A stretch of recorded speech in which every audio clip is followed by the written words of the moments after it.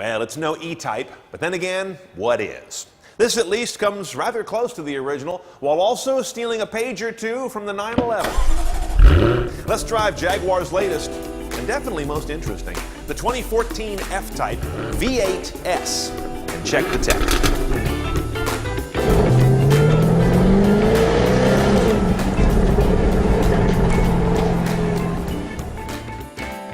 Now, I'll tell you, my experience with this car, driving it in the real world for a few days, is that people fall in love with it. A lot of good things about the lines, especially up here in the front, where I see definitely an echo of the original E-Type grille. A little different shape, but you get the idea. You've also got a little bit of Honda S2000 and a little bit of Miata up here, and I don't mean those as insults, although I guess at this price they kind of are. Now, parked next to an original E-Type, this F would look like a moving van. But don't blame Jaguar. Blame 50-some-odd years of regulations that tell you where the headlights have to be, where the bumpers have to be, how many airbags you need, how you have to handle pedestrian impacts, side impact, rollover. That said, this and the original E-Type are within about an inch of each other, nose to tail. After that, they begin to diverge quite dramatically. At the rear, something of a horizontally pinched rump also echoes the E-Type, as do the similar horizontal slit tail lamps. Now, Jag loves to motorize things, so the rear spoiler is indeed. The flush door handles extend when the car is unlocked, and even the center air vent powers up when the vehicle's powered up, just because it can. The next thing you see is the extreme driver centrism of this cabin. You've got an incredible number of displays, interfaces with displays in them, until you get to the east side of the Jesus handle, then nothing. This car tells the passenger, sit down, shut up, and don't touch anything. Now, operating this car's head unit is a relatively limited experience. You're not going to get on a controller, there isn't one. It's all touchscreen and quite responsive, and interestingly, no voice command. But I can't say I miss it, because most voice command systems in cars are crap.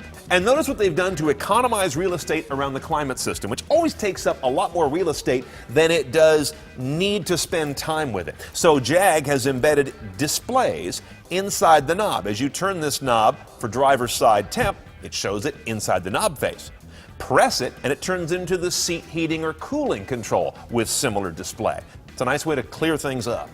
Now let's talk about the drivetrain and powertrain controls. Easy to spot because they're all in a copper tone color. Paddle shifters, downshift left, upshift right, mounted to the wheel. Not my favorite, but they're nice and tall, so you can get to them pretty easily from anywhere. Start-stop button, of course. Over here is a very simple vehicle dynamics control. Push it up once to get your snow, mud, ice, slippery condition. Push it down, and it's in the middle now for normal driving. Pull it down to this checkered flag, and now you're in dynamics mode, and it tells you that with one icon on the center LCD. This is nice and simple and easy to use. Your shifter here that goes to your 8-speed quick shift automatic, no manual, no DCT in this car. Controversial, but we'll check it out on the road here in a minute. You've got a power button for your spoiler if you like playing with that thing or washing the car. And then you've got your sport exhaust on-off button here. Now, related to our drive systems here is another menu. Up on the home menu, you go into extra features, and then you get to this stuff called Dynamic Eye. This is an optional set of technologies on this car. When you hit that, you're going to be given an area for custom setup of just about everything in the powertrain. You can decide how you want the gear shifts to behave, dynamic or normal. Suspension, which is adaptive in these cars, dynamic or normal. Steering, same thing. Engine, throttle response, and power delivery, similar. Push this and you get a track timer, because yeah, you're going to be tracking your $90,000, 3,600-pound convertible all the time. Over here is your G-force sensor, kind of fun to watch. And here is some pedal display, like I don't know what I'm doing. That's kind of superfluous, but they had room for a button, so why not? Now, in terms of media, you've got basically one set of inputs and two choices on the output. You've got radio with HD and satellite optional. That's not included bass. Under here, My Music, you're going to find a whole variety of sources, which include the USB and the aux jack here in the center console. You've also got Bluetooth streaming standard on this vehicle. CD slot is down in here, which plays DVDs as well when you're parked. The base audio system is 10 speakers, 380 watts, ample for a small cabin, or go to 12 speakers, 770 watts. The base audio rig is 10 speakers in this little cabin, 380 watts. You can also up it to 12 speakers, 770 watts, and both are Meridian branded stuff. You're either going to have lots of sound or lots of sound. One thing I have a gripe about are these visors. They only come down. They do not sit here at the eyebrow and flip up. So all those times when you're driving along and the sun is right there, can't do anything about it except put your hand up here and look like a dork. Now, as you can see, Jag went with a conventional soft top, not a retractable hard top, though they did insulate this one really well. So it's pretty quiet on the road, and it goes quick, 12 seconds from one end to the other, whichever direction you're going. And as you can see, it does not go into the trunk, which is a good thing. It doesn't take up any trunk space. The downside is there isn't much trunk space no matter what position it's in. Now the hood opens as it should on this car, forward, and giving you a look at the 5-liter supercharged V8. These cars are rear-wheel drive, and there's one choice only between here and there, and that is an 8-speed automatic transmission called a quick-shift gearbox. That raised a lot of eyebrows. No manual gearbox, no dual-clutch gearbox, just an automatic, which we're going to check out on the road, and I think you're going to be impressed. The numbers on this mill are 495 horsepower, 460 foot-pounds of torque. This car weighs around 3,700 pounds, but gets up to 60 in 4.2 seconds. No kidding.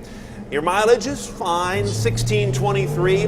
I'm averaging 16 mixed all the way.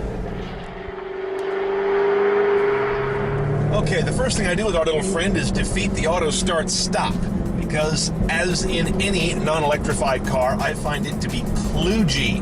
The next thing I notice right off the bat is, wow, that is one crisp transmission, and it's an automatic, as I mentioned, not a DCT. Obviously not a manual, but it is super fast, super tight. I have no gripes about it. This has to be the best automatic transmission I have ever driven.